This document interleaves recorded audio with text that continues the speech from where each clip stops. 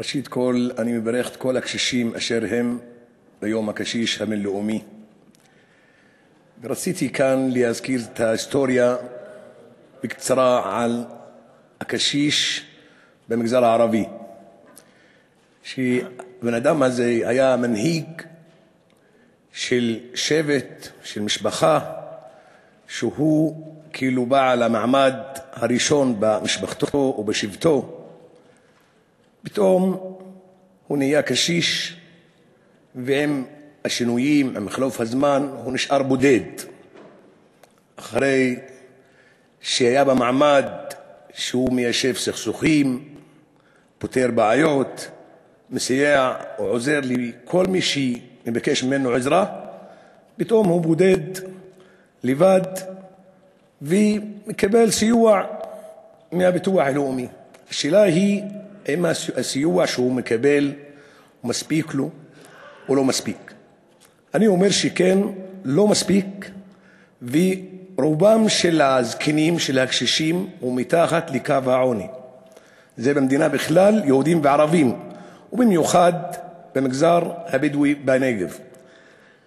גם הזקנים או הקשישים שחיים ביישובים הבלתי מוכרים, בפזורה, שם אף אחד לא מכיר אותם, שלולי זכויות לחלוטין, לא זוכים לשירותים מינימליים של הרווחה. ולכן המדינה, אנחנו חיים במדינה דמוקרטית שהיא מזניחה, מפקירה אזרחים ותיקים, זקנים, קשישים. ולכן מה שבאמת כואב יותר מזה, איך במדינה דמוקרטית קורה דבר כזה שהורסים ביתו של קשיש. אני ביקשתי לפני זה מיושב ראש הכנסת להציג כאן תמונות של זקנים, לא רק זקנים אלא גם נכים על כיסא גלגלים. הרסו לו את הבית והוא ככה עושה עם היד ליד ביתו ההרוס. למי שהורס, למי שנותן הוראה, למי שנותן צו להרוס את ביתו של קשיש, אני לא חושב שיש לו בלב רחמנות, אפילו רחמנות של חיה אין לו כלפי אדם. הורס את ביתו בלי שימצא לו תחליף או שיעביר אותו למקום נאה, מפקיר אותו, משאיר אותו.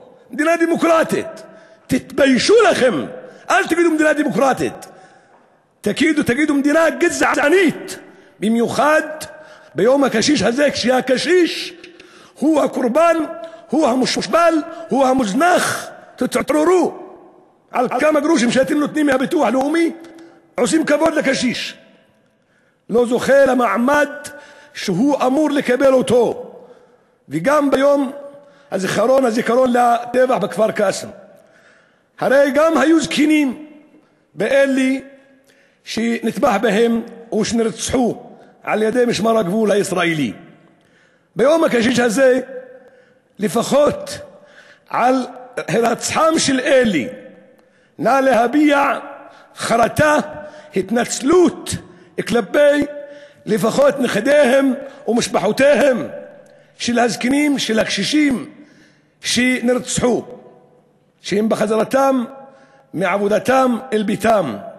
חברים, אני באמת רוצה לסיים את דבריי בכך שניתן כבוד, עזרה, סיוע, שהממשלה תתעורר ותשפר את מצבם של הזקנים בארץ הזו, כי אולי רק מטעם בושה הם לא באמת מושיטים יד לצדקות כאלה. יש כאלה שאין להם מה לאכול, יהודים וערבים. אני בעצמי בבאר שבע, גר בנגב. בבאר שבע יש שם זקנים, גם יהודים, אין להם מה לאכול. אני בעצמי מסייע להם. באמת, זה המצב, זה המצב הגרוע.